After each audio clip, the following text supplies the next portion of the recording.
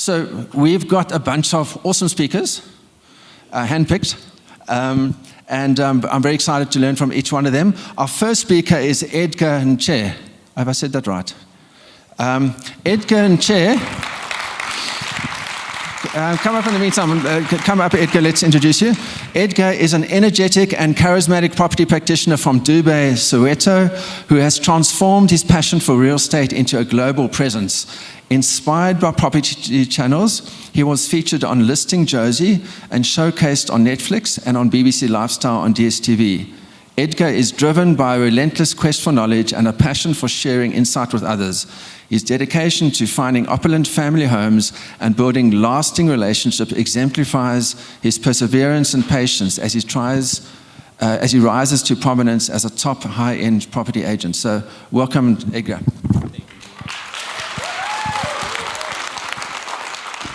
Thank you very much for having me. I am privileged to actually share the stage with all you guys. I'm actually excited to learn from my co-speakers today. I'm excited that the Power Up Your Sale event is finally here. We've been preaching the 21st of August with Brad, Dave, and we've just created this group just to make sure that it becomes a huge success. And just to come to show, it has. I'm going to just take a few moments to let you know what I did this morning. I reflected in the mirror just to meditate, and I said to myself, what I'd love to do today, and I think this is what Dave reiterated, was to, open my eyes, open my ears, open my heart, learn as much as I can, and share as much as I have. And I think one thing that's so exciting, and I would love to know, is how many real estate agents do we have today? This is crazy. This is a huge turnout, right? That shows that this is a colorful industry that we're in. We should be excited each and every day. And one thing I want to throw out there is the BBE. I didn't say BEE, and thank goodness the political era has just passed and we can focus on the sales.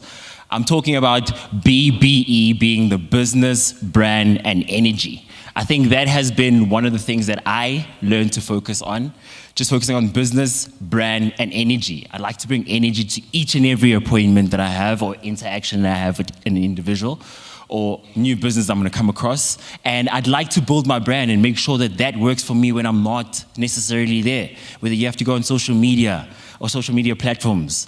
And in business, it's so important for us as real estate agents to take the time to understand the business. And that's why I'm so excited to then, after this mic, keep quiet and hear my fellow speakers share their knowledge. A quick introduction which they have. My name is Edgar Nche. I am an energetic, passionate person, and I love meeting with new people. I was born in Johannesburg, raised in Soweto, in a township called Dubai.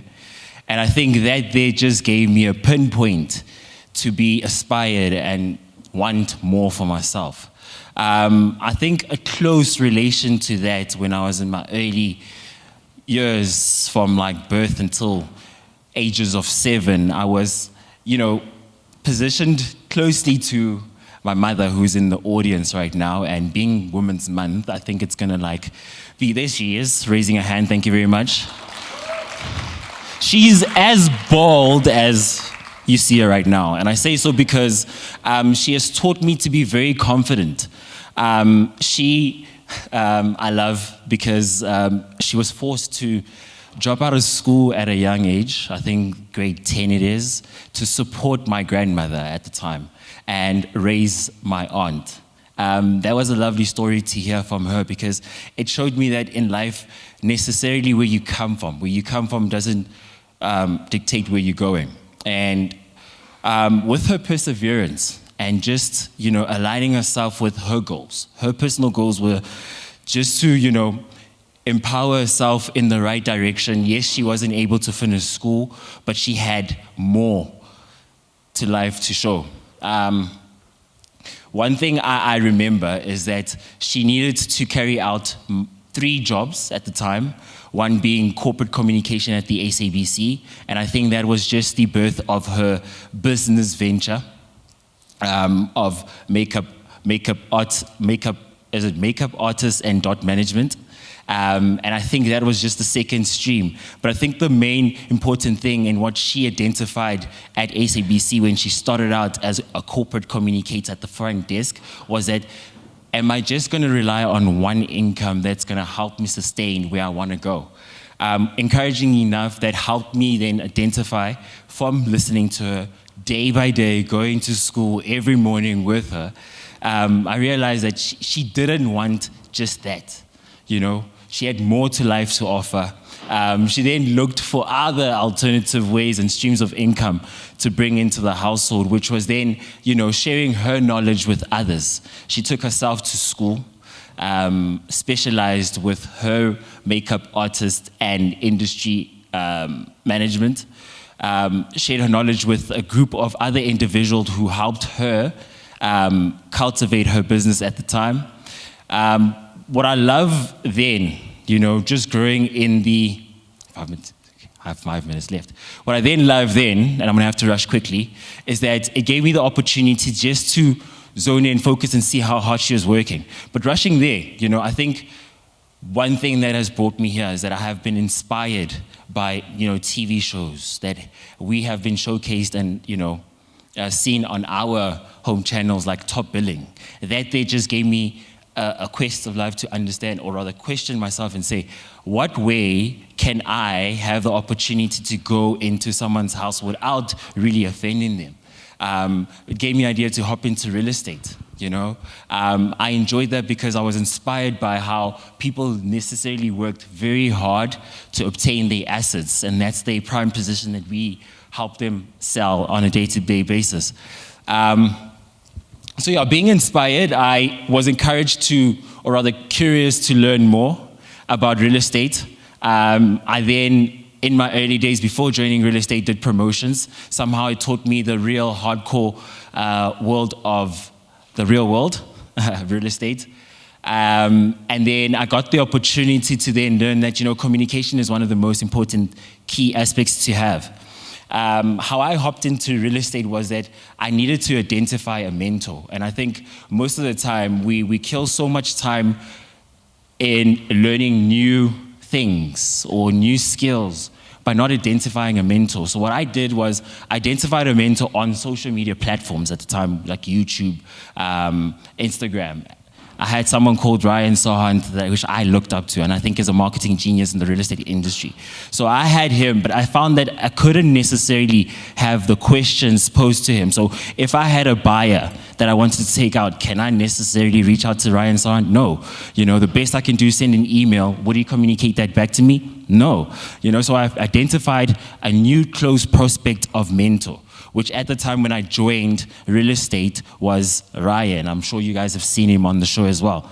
I think being close to him gave me an indication of what failures I'm going to come across, what successes, opportunity, and what that showed me is that if you do fail in life, it's just the first attempt in learning when you break it down, failure, right? And I think that then showed me a direction that I wanted to take in real estate. But bringing you back to how I really started and being inspired and being very curious of real estate, I joined a program called One Learner Program, which was a program that was initiated by the EAB then, now called the PRA.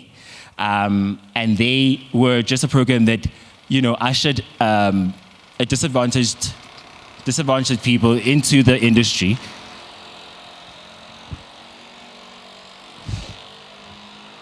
Anyway, I'm going to try to project my voice quite loud.